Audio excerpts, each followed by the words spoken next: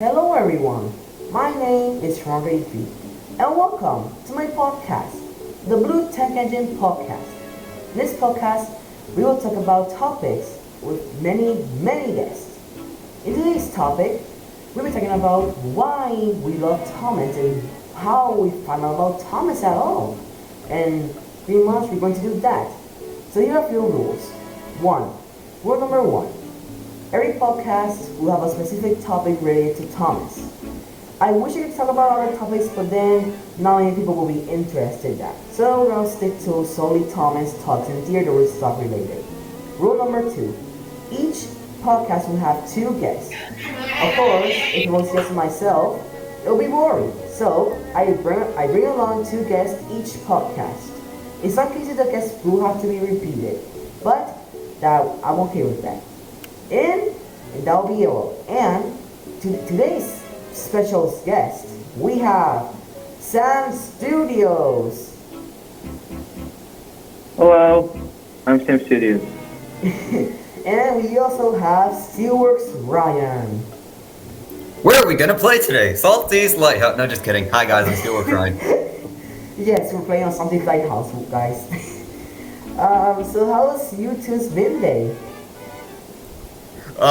It's been interesting to say the least. Interesting, huh? Man, I wonder if something Lighthouse has to do with that. Anyways, and oh no, Salty! You know, as a kid, I always thought that a show was actually Salty from Thomas, but he owned a lighthouse. I'm not even joking when I say that. I don't even know how. Well, anyway, this podcast isn't about Salty's Lighthouse. It's about how we got into Thomas. So I'm just gonna get this off my phone. Yeah. All right. So, like I said earlier, when we were talking about how we found Thomas. So, how we're going to do this is that one person is going to explain how he found Thomas, then the other one, and then the last one. Then after that, at the same time, we'll be talking about why we love Thomas so much. So we can like share opinions, facts, stuff like that. So we can have an enjoyable podcast. We should also mention that each episode is about 30 minutes long each, if max, but I don't know. In the meantime, let's start. So, who's going to start? I want to be last, because I want to let the guest go first. So, who's Alright, can I start us off, please? Yeah, sure. Alright, how I got into Thomas. Oh my goodness. I was like around four or 3 years old.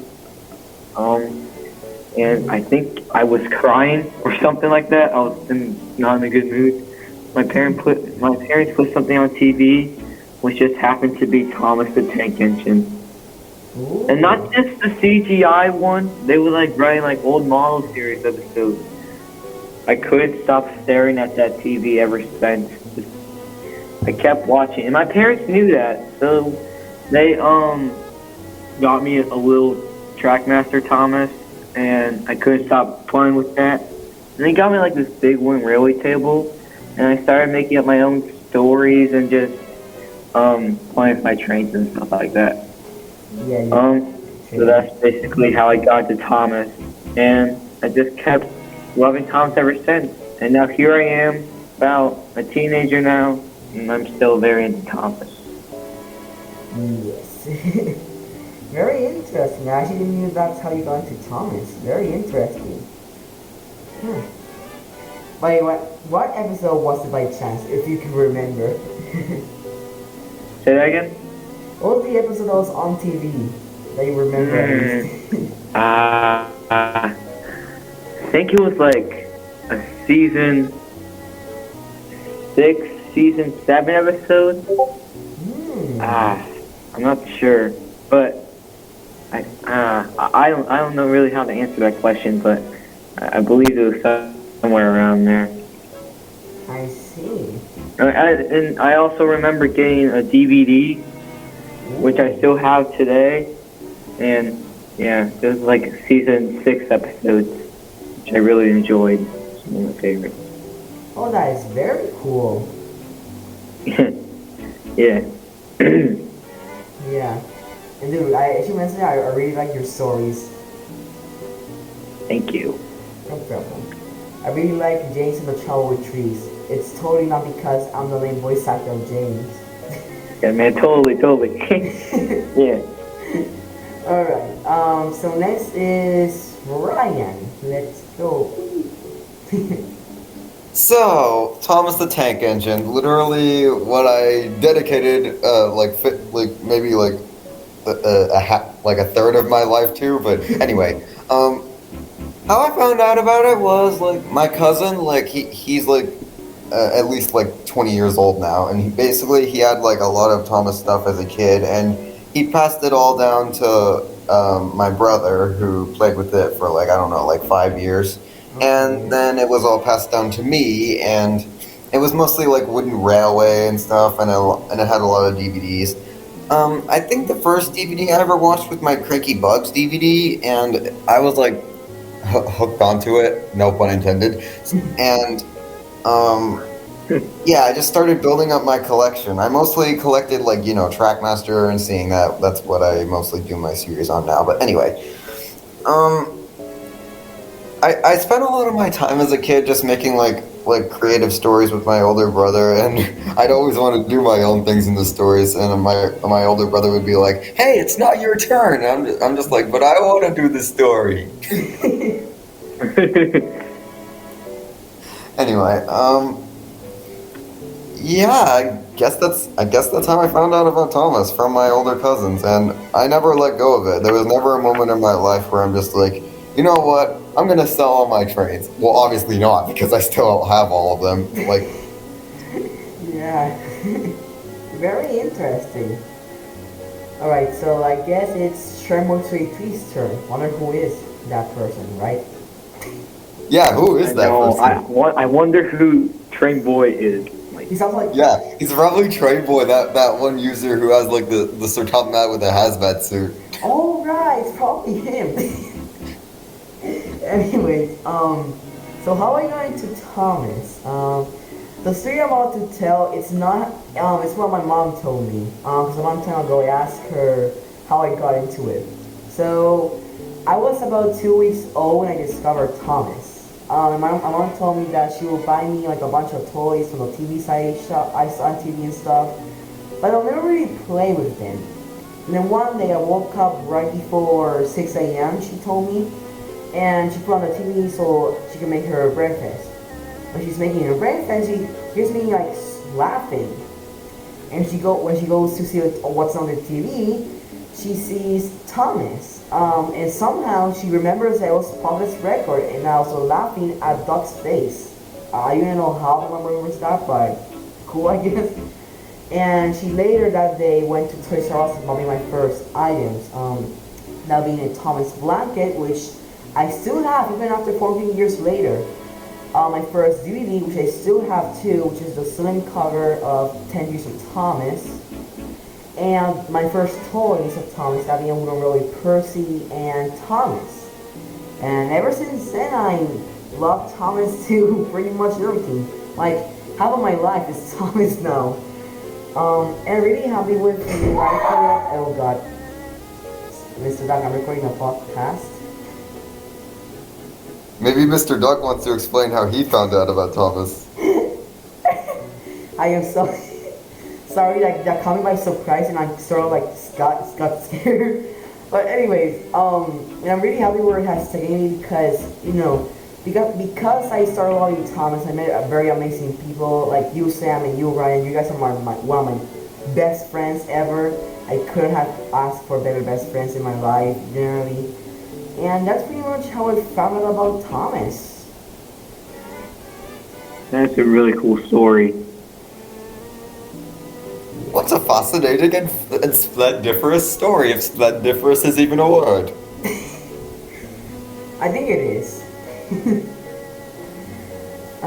So now we're going to tell why we love it so much between all the three of us. How would you say why we love Thomas so much? Like, what could be like one thing about it? I know one thing.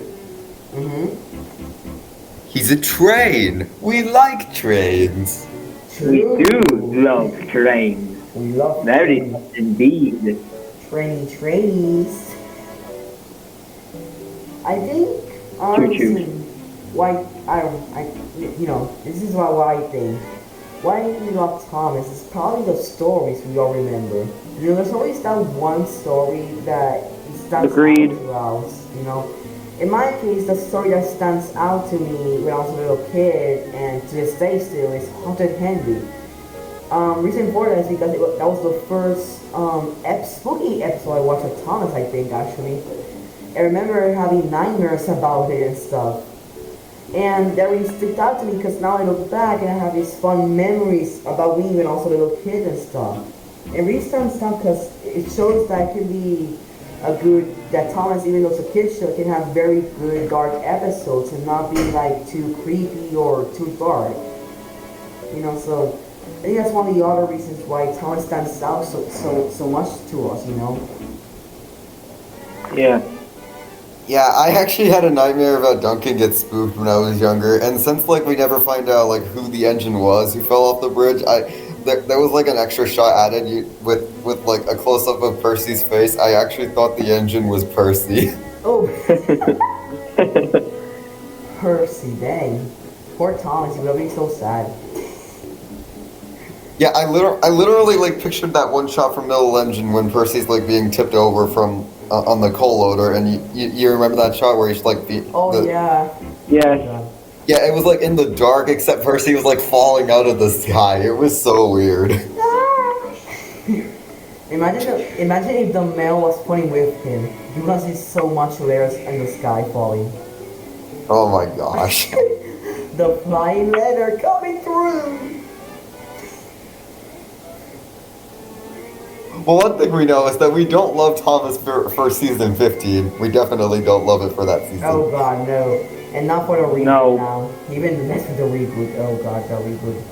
Well, the reboot didn't exist back then, so... Yeah, but even less now. Yeah, I really like, I'm the number one engine, what? Yeah, that's not really Thomas in my opinion.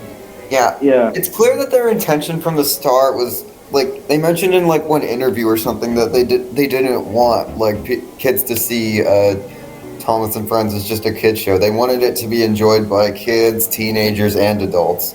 And that's clearly what they were trying to do with the classic series.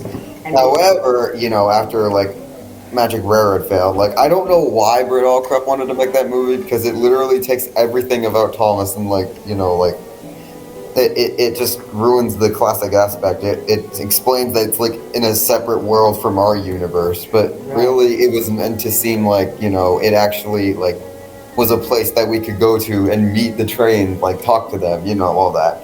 I don't know why Britt Allcrupp thought it would be a good idea to make the movie that way, but it is what it is. And after that movie failed, like that was the thing that made everyone see Thomas and Friends as a kids show. And if it hadn't been for that movie, we probably wouldn't even have the reboot. And like maybe we would have gotten like episodes even darker than season 5 afterwards. probably.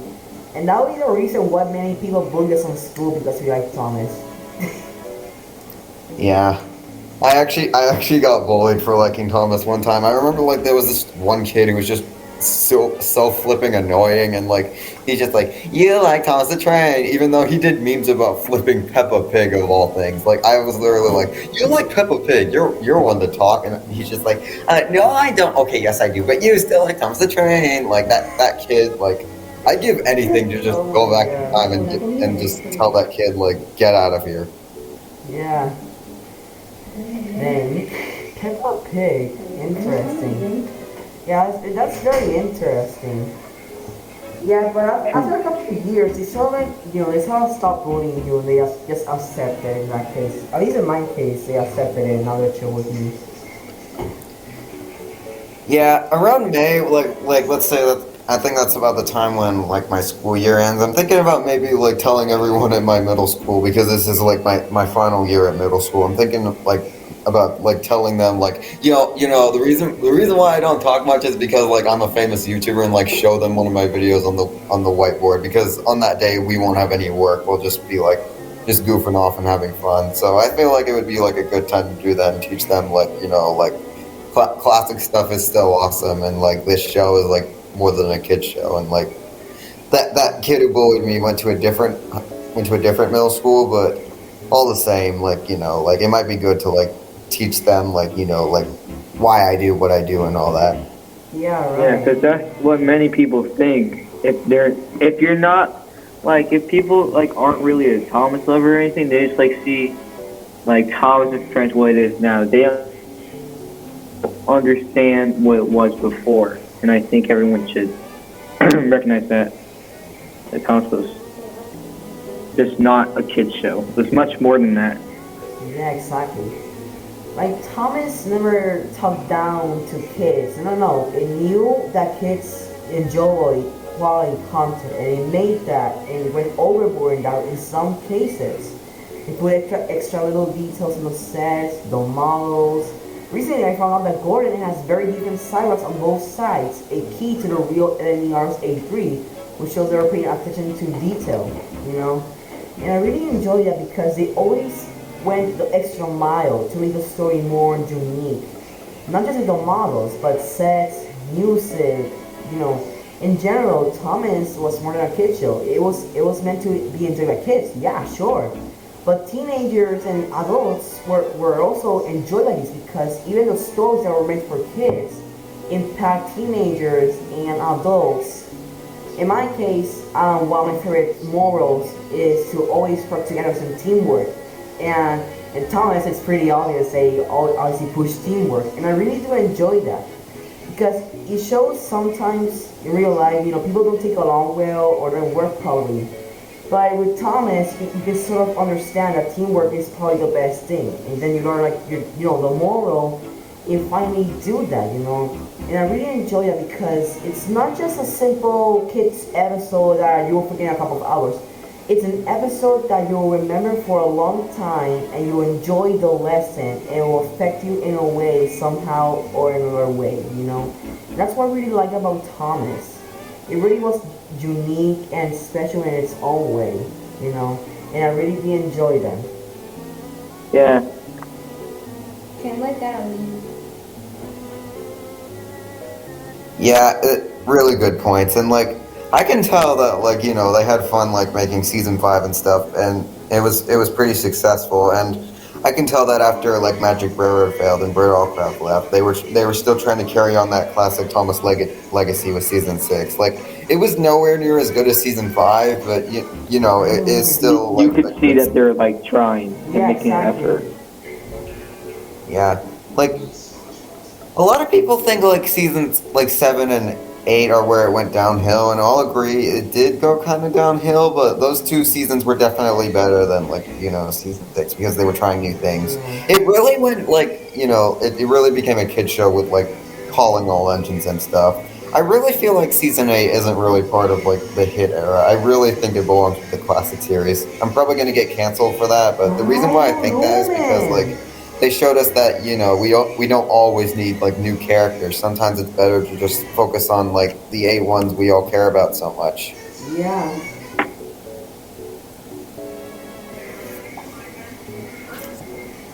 Alright. Yeah. I guess that's really it.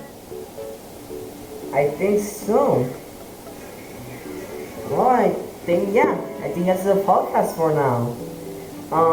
So yeah.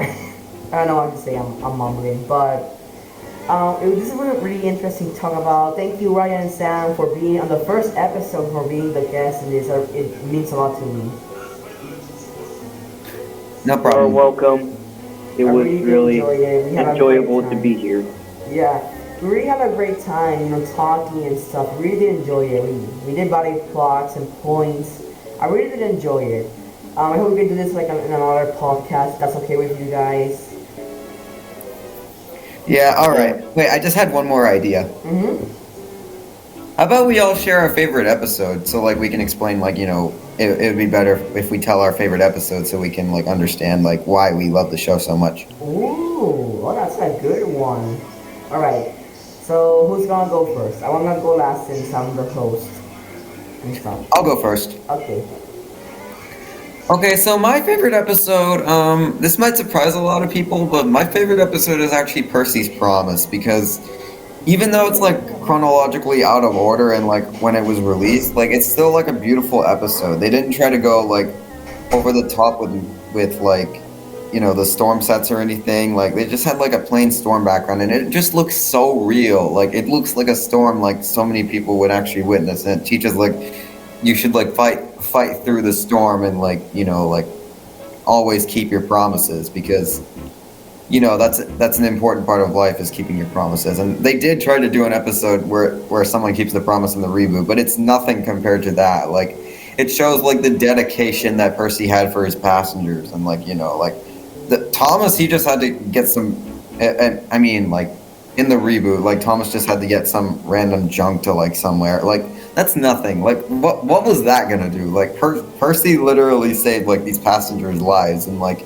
it really shows like that they were really trying to make the kids feel like, oh my gosh, it feels like we're on this train, like like, and they still had those little comedy jokes in there without them seeming too forced, like the conductor. There's just like, I only swept the floor this morning, like like little bits like that are the type of comedy that everyone loves. And also when Harold drops the box on Percy, like like little humor like that. We don't need like over the top jokes with like Sir Topham Hatt falling down all the time. Sometimes we just need subtle jokes, and that's all we need to have a good story. Like a fun adventure, like an encouraging plot, and a little bit of humor here and there, and that you got a good story. Like that's all you really need. And most kids shows nowadays don't really follow that. They're just like, oh yeah, it's a happy story. Oh, there's a cringy bad guy. Oh, the bad guy's good now and everything works out.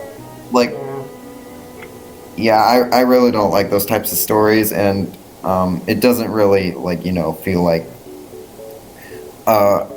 realistic as to how life would be. Like, if you want to make a bad guy turn good, you need to give them like character development, like stuff like that. But that has nothing to do with it. There's no bad guy in Percy's Promise. But anyway, like and plus it ends on like a really solid note where Sudama's just like, I don't know what you and Harold get up to sometimes, but I do know you're a real useful engine. And then just have like a solid and nice little music cue at the end, and with the last line of the episode, and it's just so satisfying to listen to. You don't need like an over the top like funny ending all the time, or just like, oh my gosh, it's so amazing. It's just like a nice little ending, like, and that's all you really need to have a good kids show. You don't need like over the top animation, like glue the kids like eyes with goofy animation or anything like that. All you need is just like to put some models in front of a camera, and like you got an awesome like kids show that really like makes the kids feel like they're there, because cartoons don't have that effect. Like they don't make the kids think, oh my gosh, it's like a place in real life. Like it just doesn't do that. It's just like, oh cool, a cartoon, and then it quickly fades away from the kids' memory. But things with models stick in kids' memories. They stick. Like some CGI things are really good and will probably stick in kids' minds, but what they're doing now is just dull and just doesn't do it for me. Right. And that's why I think like Thomas was like always a good show. Like even in like the hit era, they still tried to keep that realistic feel of the models until like they had to like switch to CGI like all the other kids shows. But it was bound to happen sooner or later, so I'm not too bothered by it, because Hit knew what they were doing. Mattel didn't. Yeah. And that's all I got. Oh, pretty nice. I really did enjoy it. Thanks. Yeah. Alright, so your next, Sam. Alright, I have, like, I can't decide between one. I have mainly 2 or 3. One of them is probably definitely Edward's Exploit, which in my opinion is one of the best Thomas stories ever made. It's just, wow. Like, it literally teaches one of the best, I can't even speak. I just really like this episode. I really enjoy it, and the lesson, just like never give up and keep pushing. And like what Edward did in the storm, his side rod snaps, and he's just like, I can't do this. But after getting some motivation, he finally pushes through and does it. And I really like the story of that. It's a really deep lesson that we should never give up and keep going, keep going. I also like the episode of Flying Kipper, which is a very classic episode. I just really love the crash scene and the overall story of it. And the last episode that I really like is one from my childhood, Gordon Takes a Tumble. I mean, it's not really, I would say, a good, like, classic episode. Like, it doesn't, like, it's not really realistic, but it's just a really good episode that I enjoyed from my childhood. So that's basically all my favorite episodes, but I really enjoy all of those. I see. Yeah, Edward's X was a really cool and great episode, like you said. It's a really good one. Okay, so Yeah. my favorite episode, I always have problems choosing favorites, so if I say something here but then I change it, it's probably because of that. But at the moment, my favorite episode is It's Good to Be Gordon. It's a hit era episode, yeah.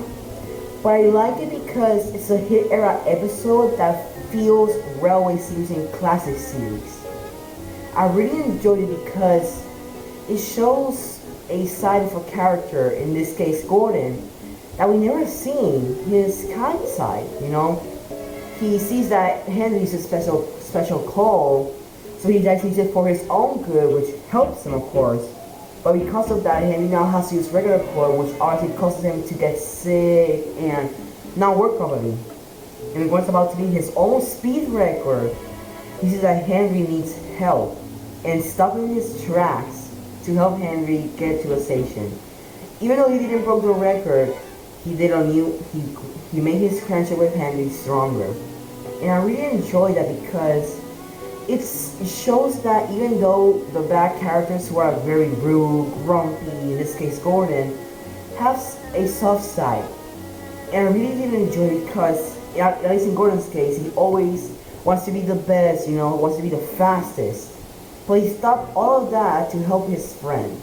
And I really did enjoy that because it really shows that even though Gordon might be the grumpy, you know, boastful engine, he has a soft side. And I really did enjoy that episode. And I think we are done with the podcast now. Alright, well, thank you everyone for watching. I know Trainboy33 is probably meant to say that, but I really wanted to say that because I felt like it. No worries. But yeah, first episode of podcast, I really did enjoy it. Thank you again, Sam and Ryan, for being on the guest for the first episode of the podcast. I really did enjoy you guys having here. It was a great time. It was a great time talking to you two. I really did enjoy your points and you know how you feel about it. I really did enjoy it. Yeah, thanks for having us, dude. It was pretty cool to be here. Yeah. Yeah. Well, I think that's the end of the podcast, everyone. Thank you for seeing the Blue Tech Engine podcast. Thank you, Son and Ryan, for being the guest again. And we'll see you at the next station. Bye-bye, everyone. So long. Sparkle, sparkle, sparkle. See ya. Sparkle.